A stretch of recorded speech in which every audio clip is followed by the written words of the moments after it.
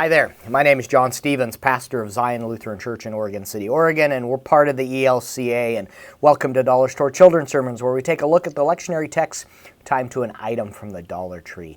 This is for the fourth Sunday after Pentecost, and we're looking at the gospel lesson out of Luke and the second reading out of Galatians, and we're all talking about being called together in community.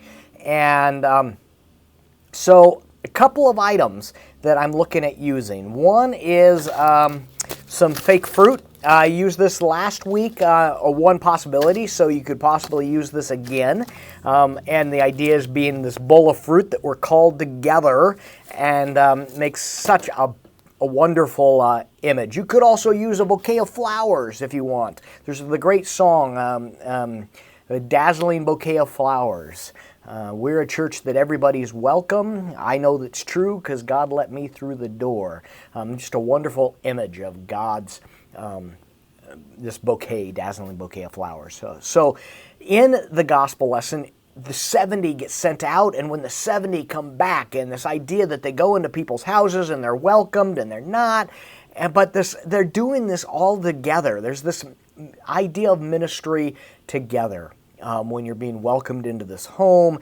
And I like the idea of when the 70 returned and they were full of joy. So I'm looking at that. And then in the second reading, the Galatians text, there's a line in there that I love it, and I have it pulled up here, so I want to read it because it's 10, especially I'm using 10 and 11 out of Galatians chapter 6.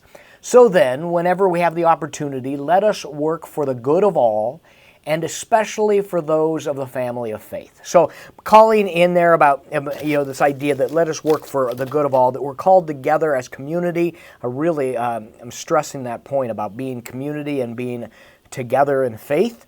So there's that. But then the next verse, I love this.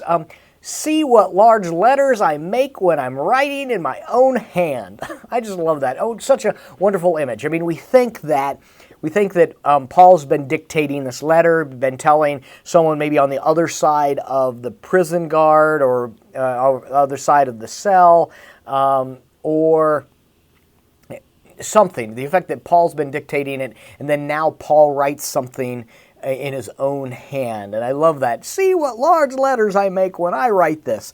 So I'm thinking a box of crayons, because a box of crayons to me tells us community, tells us that it's made up of all kinds of different people, and then this idea of this being able to write with it. I love it. You could get a piece of paper and say, look, I'm writing this. And it's just a strange verse in the middle of all of this. And why the editors, and it'd be interesting to look at all the variant readings to see what manuscripts decided to leave that out.